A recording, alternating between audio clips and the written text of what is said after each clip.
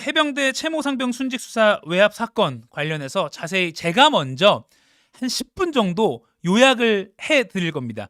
지금 산발적으로 기사가 계속 나오고 있고, 사실 지난해 여름부터 해서 계속 기사가 나오는데 뭐 생활에 바쁘다 보니까 이걸 꾸준히 팔로우업해서 보지 않았다면 이게 중요한 것 같긴 한데, 이게 왜 중요하지? 그리고 뭐 특검까지 간다는데 공수처 수사하고 있잖아. 정치권에선 이걸 또 왜 이렇게 중요하게 생각하지? 등등. 용산 대통령실? 유재은 무슨 국방부 관리관? 뭐야? 산발적인 이 흩어진 정보들을 제가 최대한 알기 쉽게 딱 10분 안에 정리해드리고, 앞으로 요걸 갖고 쭉 뉴스, 국정 흐름을 보시면 이해하기 쉬우실 겁니다. 자, 그럼 바로 채모 상병 순직 수사 외압 사건 10분 정리 들어갑니다. 자, 먼저 용어부터 정리할게요. 해병대 채모 상병이 순직한 일이, 이 안타까운 일이 지난해 여름에 있었죠. 그리고 이 순직을 했으니까 왜 이 꽃다운 청년이 죽을 수밖에 없었느냐에 대한 거를 수사해야겠죠. 그래서 수사를 합니다. 근데 이 수사에 바깥에서 이렇게 해라 저렇게 해라 외압이 들어왔다는 거예요.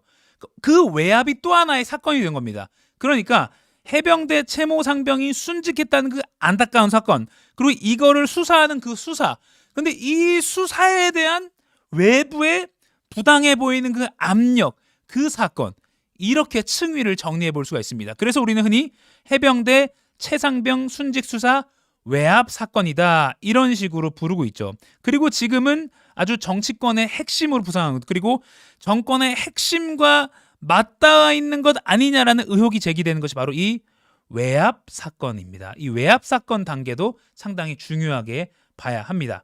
자, 그럼 빠르게 정리해 보도록 하겠습니다. 2023년 7월 19일 오전, 해병대 제1사단 소속 채모 상병이 순직하는 안타까운 일이 있었습니다. 경북 예천군 내성천에서 구명조끼도 입지 않은 채 실종자를 수색하다가 급류에 휩쓸렸습니다. 그러면 이게 본질입니다. 그러면 이 구명조끼도 입지 않고 왜 이렇게 수색에 떠밀리듯이 안타까운 청년들 이렇게 떠밀렸느냐? JTBC가 지난해 9월 5일 보도하고 또 어제 보도한 내용들로 속속 정황이 드러납니다. 승희의 첫 번째부터 보는 겁니다. 자, 이런 일이 있었습니다. 사단장의 전화 지시 등 정황이 확인됐습니다. 순직하기 하루 전인 지난해 7월 18일 간부들의 카톡 대화방입니다. 현장을 지휘한 대대장 단체 대화방인데요. 한 중령이 전화로 전달받은 사단장 지시 가운데서 포병이 비효율적으로 움직인다, 이런 질책성 메시지가 포착이 됐습니다. 그리고 A 중령이 사단장이 다시 전화로 지시를 내리고 있다 하면서 사단장이 상당히 화가 나 있다, 이런 멘트도 보입니다. 그리고 또 다른 대화방도 보면 사단장과 통화를 마친 구체적인 간부의 지시사항이 부대원들에게 전파되는 내용도 있는데, 여기 보면요, 장병들이 무릎 아래까지 들어가서 임무를 수행하라, 이런 내용도 담겨 있습니다. 그리고 바둑판식으로 무릎 아래까지 들어가서 찔러보면서 정성껏 탐색할 것, 이런 구체적인 지시도 공유가 됐습니다. 그러니까 사단장이 수색 제대로 안 한다, 이렇게 질책을 했고, 그런 질책이 무리한 수색 작업, 급류가 이렇게 거센데도 불구하고 구명조끼도 제대로 입지 않고 청년들이 물속으로 떠밀린 듯 수색을 하게 된 그런 구체적인 정황이 확인된 겁니다. 이게 안타까운 죽음을, 그 원인을 밝혀내야 될 수사의 첫 번째죠. 그리고 어제 JTBC를 비롯한 여러 언론이 보도한 내용도 있습니다. 그 순직한 그 전날 어떤 통화 내용, 군 간부 간의 통화 내역이 또 녹취록이 공개됐는데요. 이거 잠깐 듣고 계속 이어가겠습니다. 그쪽에 상황이 좀 어떠냐? 비가 많이 와서 지금 잠깐 차에 타 있어야 그랬습니다. 정식으로 쳐주시기는 네, 좀 상황이 애매해. 내가 사장님께 몇 번을 건의드렸는데, 네, 이게 알겠습니다. 첫날부터 알잖아. 예. 애들 강인하게 이렇게 해야지. 이게 하루 이틀 갈 거다. 첫날부터 상이 떨어져서 그러면 안 된다, 이거. 네, 그래서 바로 이 책임자가 누구냐라고 했을 때 해병대 제1사단의 소속의 장병이었잖아요. 그러니까 사단장 임성근이라는 사람이 등장을 하게 됩니다. 물론 이 임성근 사단장은 현재는 이제 사단장직에서 물러났습니다. 나중에 법원에 낸 진술서 등에서 이렇게 적었습니다. 어떠한 대화나 회의 중에도 물에 들어가라는 지시를 한 적이 없으며 물에 절대 들어가지 말라고 수차례 지시했다라고 주장한 것이 법원에 제출한 다른 법원에서 진술서를 통해서 나오고 있습니다. 반론 차원에서 이것도 소개를 해드립니다. 아무튼 이런 상황입니다. 그러니까 꽃다운 우리 청년 장병이 죽었으니까 해병대 일이니까 해병대가 일단 조사를 하겠죠. 그래서 조사가 시작됩니다. 2023년 7월 20일 해병대 수사단 여기 단장이 박정훈 대령이라는 사람입니다. 왼쪽입니다. 조사를 시작했습니다. 그리고 7월 30일 해병대 수사단은 아까 봤던 그 임성근 사단장을 포함해서 8명을 과실치사 혐의로 적용해서 국방부에 보고합니다. 그리고 당시 국방부 장관 누굽니까? 이종섭 장관이죠. 나중에 호주 대사 말 많이 나왔던 그 사람입니다. 결재를 합니다. 뒤에 이 결재 문서 지금 바로 보여드립니다. 자, 이 내용입니다. 이종섭이라는 서명이 들어가 있죠. 7월 30일이라고 나와 있습니다. 이것도 저희 JTBC가 앞서 보도했던 내용입니다. 11쪽짜리 분량이고요. 박정훈 대령이 이종섭 장관에게 보고한 조사 보고서입니다. 여기에는 임성근 1사단장을 비롯해서 여러 지휘부를 비롯해서 대대장, 중대장, 하급 간부까지 총 8명이 아까 그 채모 상병이 죽음에 이르렀을 때 책임이 있다라고 조사 결과를 담은 겁니다. 그리고 서명을 이종섭 장관이 했죠. 그리고 국민적으로 공분을 산 사안이니까 당연히 군 입장에서는 국민들에게 언론 브리핑을 해야겠죠. 그래서 언론 브리핑이 예정돼 있었습니다. 자, 이종섭 장관 서명을 했습니다. 자, 그런데요. 이것도 계속 여러 층위로 나오기 때문에 제가 빨리 설명을 드릴게요. 이 서명에 대해서 이종섭 장관은 이 서명을 한 지 한 달도 되지 않은 2023년 8월 21일 국회 국방위에 나와서 이렇게 말을 합니다. 더불어민주당 송옥주 의원의 지적에 대해서 확신이 있어서 결재한 것은 아니지만 이라고 답을 하고요. 당일 수사기록 보고라는 게 알지 못했고 언론 설명 계획을 보고한다고 해서 법무관리관도 배석시키지 않은 채로 그냥 이게 최종적인 결과라고 생각하지 않고 그냥 서명을 한 거다라는 취지로 설명했습니다. 국민 입장에서 이게 납득이 갈지는 여러분들 어떻게 생각하실지 모르겠습니다. 판단을 하실 것 같습니다. 자, 그 다음 이런 일이 있었습니다. 7월 31일 갑자기요. 이종석 국방장관이 대통령실 가입자 전화로 나중에 확인됐습니다. 02로 시작하는 어떤 전화를 오전에 받았습니다. 이거는 공수처가 확인한 내용입니다. 그리고 이종석 국방장관이 김기현 해병대 사령관에게 언론 브리핑 원래 그날 2시에 오후 2시에 예정돼 있었거든요. 취소하세요. 그리고 경찰로 넘기는 것도 보류하세요라고 지시합니다. 그리고 김기현 사령관은 박정훈 수사단장에게 같은 내용을 지시합니다. 그런데 제가 앞서 이런 내용을 적어놨죠. 윤석열 대통령 관련 내용 보고받고 경로 물음표라고 해놨습니다. 이거는 잠시 후에 따로 짚어드리겠습니다. 아무튼 2023년 7월 31일 언론에 브리핑하고 경찰에 넘기면 되는 일인데 갑자기 스탑된 거예요. 그런데 언론에 넘기는 것도 그렇지만 경찰에 넘기는 거 당연히 군이 해야 되는 거거든요. 왜냐면요. 범죄가 의심되는 군인 사망 사건의 경우에 이제 민간 경찰, 검찰이 수사하도록 되어 있습니다. 이거 군사법원법에 나와 있습니다. 왜? 2021년에 군 성폭력 그 피해자 이해람 중사 사망 사건 계기로 국민들의 공분이 커졌고 군 내부에서 이거 제대로 수사하겠냐라는 여론이 커지니까 법이 이렇게 바뀐 거예요. 의문이 있는 군인의 사망 사건의 경우에는 외부 경찰, 검찰이 수사하라. 그러니까 넘기려고 한 거죠. 자, 그럼 여기서 물음표가 생깁니다. 왜 장관이 갑자기 이첩 보류 지시를 했을까? 그리고 윤석열 대통령이 관련 내용 보고받고 경로를 했다? 이건 또 어디서 나온 내용이냐? 이른바 VIP 경로, 이거 어디서 나온 내용이냐? 이것도 이제 한참 뒤에 이런 내용이 나옵니다. 작년 8월 29일자 KBS 9시 뉴스 보도로 그리고 이후에 많은 언론 보도로 드러난 내용입니다. 이건 일단은 주장입니다. 경로설입니다. 박정훈 해병대 수사단장 측의 주장이라고 지금은 설명드리겠습니다. 자, 당시 KBS 보도입니다. 박 전 수사단장이요 항명 혐의로 피의자 신분으로 군 검찰에 출석하는데 이때 사실관계를 정리한 10쪽 분량의 진술서를 제출합니다. 7월 31일에 수사 결과 브리핑이 돌연 취소된 이유가 박 전 수사단장의 입장에서 정리가 돼 있습니다. 여기서 KBS 보도 내용 그대로 보여드릴게요. 이렇게 보도합니다. 국방부 법무관리관이 혐의자 내용을 빼라고 했고 뭐 김기한 해병대 사령관도 국방부 입장을 이렇게 전달한 그런 상황입니다. 그 상황에서 박 전 단장이 도대체 국방부에서 왜 이러는 거냐라고 김기현 해병대 사령관에게 질의성으로 물었고요. 해병대 사령관은 이렇게 말을 했습니다. 오전에 VIP 주재 회의에서 1사단 수사 결과에 대한 언급이 있었고 VIP가 경로하면서 장관과 통화 후에 이렇게 됐다라고 말했다. 이런 말을 김기한 사령관에게 들었다고 박정훈 수사단장이 진술서에서 주장을 한 겁니다.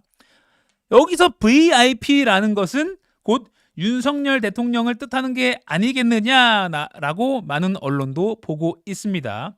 그러니까 대통령의 지시로 국방부 이첩 보류 또는 뭐 혐의 사실을 제외해라 이런 압력이 들어왔다라는 VIP 경로설이 여기서 시작이 된 겁니다. 그리고 당시 이걸 받아본 군 검찰이 확인을 위해서 실제 김기한 해병대 사령관에게 진술을 토대로 조사를 했고요. 당시 이제 한미연합 연습 중이어서 직접 수사관들이 김기한 사령관 찾아갔습니다.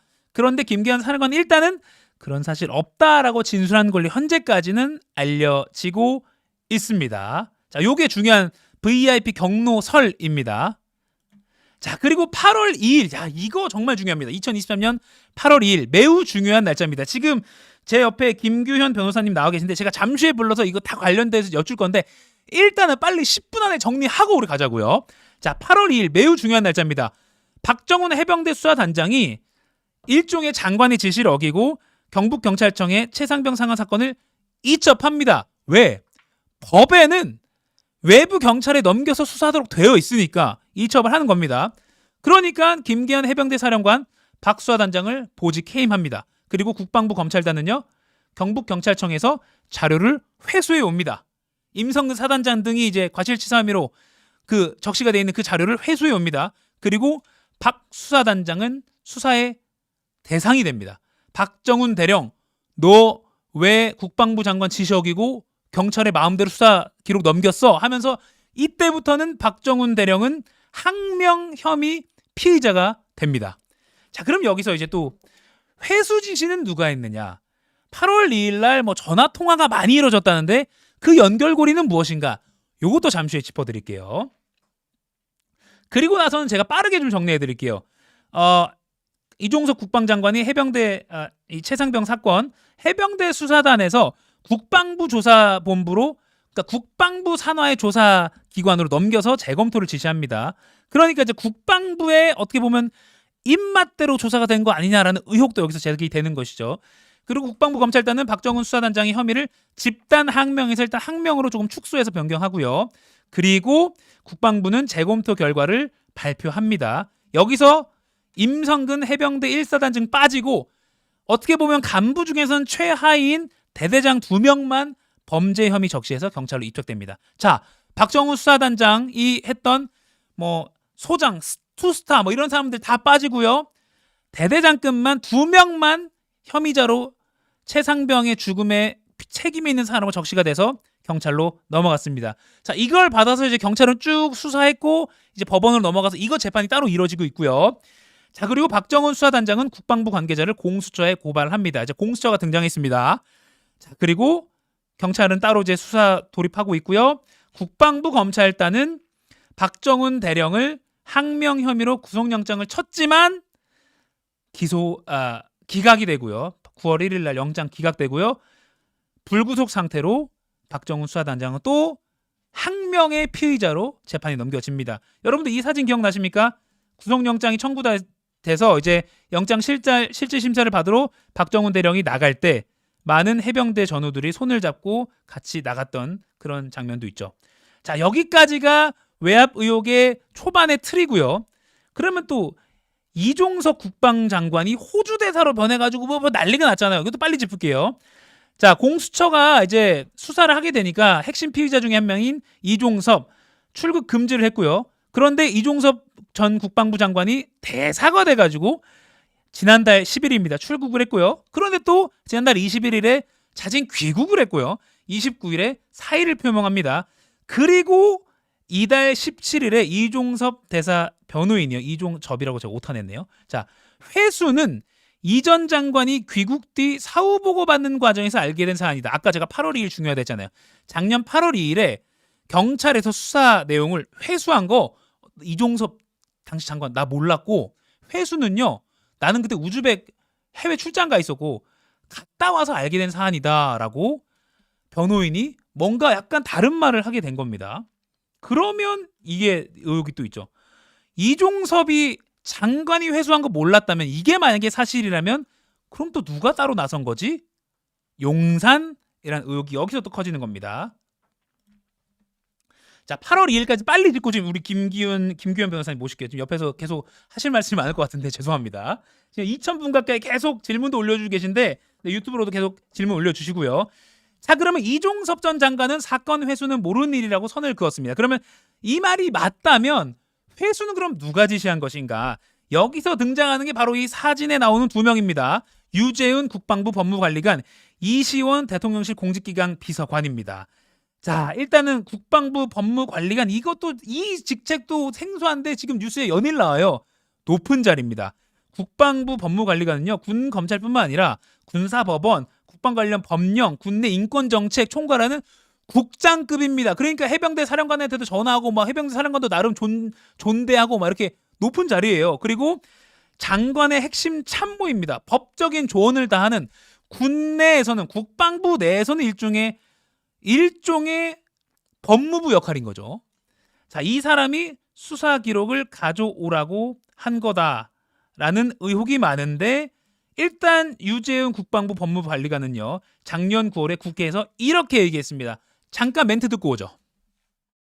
말씀은 이탄희 의원님, 참 국방부 이탈리아. 검찰단에서 판단은 국방부 검찰단에서 이탈리아. 판단은 누가 수사 기록 회수하라고 물어보니까 국방부 검찰단이라고 일단은 말합니다. 자기의 관여에 대해서 말을 하지 않아요.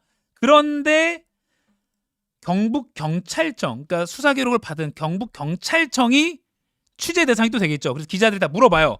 저희 JTBC도 물어봤고 MBC도 물어보고 하니까 저희 JTBC도 어제 보도했습니다. 전화를 걸어와서 사건 회수를 요청한 상대방이 유재훈 법무관리관이다. 유재훈 법무관리관이 우리 경북경찰청에 연락해와서 다 지시하고 조율했다라는 진술이 어제 경북경찰청 고위 관계자라고 저희 JTBC 보도를 했습니다. 게다가 또 하나의 키맨으로 떠오르는 오른쪽 사진, 이시원 대통령실 공직기관 비서관, 공수처가 통화 기록을 보고 있는데 유 법무관리관과 문제 8월 2일에 통화한 기록들이, 정황들이 나온 겁니다. 자, 이 통화 내용이 뭐였는지에 따라서 수사 범위가 확대될 수 있겠죠. 그리고 이시원이란 사람 검사 출신이고요. 윤석열 대통령에게 대면 보고를 하는 최측근 참모로 통한다는 점도 핵심적인 또 체크 포인트입니다. 자, 그러면 정책 조언을 하는 이 국방부의 법무관리관이라는 사람과 대통령의 정책 조언을 하는 공직기관 비서관이라는 사람이 왜 이렇게 바쁘게 이 하나의 채모 상병의 순직이라는 사건에 매달리게 됐는지, 이게 또 핵심이죠. 그런데 또 마침 오늘 유재은 국방부 법무관리관 공수처에 소환될 예정입니다. 유재훈 국방부 법무관리관이 어떤 역할을 했는지, 그리고 유재훈 법무관리관은 또 누가 움직이게 했는지. 아니, 국방부 법무관리관이 이 하나의 사건에 대해서 대통령실과 통화하고 누구와 통화하고 이러할 자발적인 동인이 뭐였는지를 밝혀야 될 거 아닙니까? 이런 상황에서 또 어제 김계환 해병대 사령관, 어떻게 보면 핵심 인물인데 그대로 자리에 유지하게 됐습니다. 올 말까지 안 바뀌고 계속 해병대 사령관으로 임하게 됐습니다. 지금 사진은 임명될 때입니다. 2022년 12월 7일 이 수여 받을 때 장면입니다. 그리고 8월 2일 날 이 김계환, 어제 자리를 계속 올 말까지는 유지하게 대통령이 판단한 그 인사가 난 김계환과 국가안보실 2차장과 임성근 사단장과 유재훈 법무관리관도 얽히고 설키고 그 문제 8월 2일에 통화를 했던 내역들이 속속 드러나고 있습니다. 여기까지가 제가 10분 안에 정리해드리려고 했지만 20분까지 쓴 이 채모 상병 산발적으로 지난해 여름부터 뭐 중요하다고 보도는 많이 나오고 있는데 이거 사실 챙겨보지 않으면 잘 모르겠는 그 내용입니다. 여러분 이거 20분짜리 요거요. 저희가 따로 클립으로 올려드릴 테니까 요거 알고 앞으로 뉴스 보시자고요. 앞으로 요거 알고 보셔야 됩니다.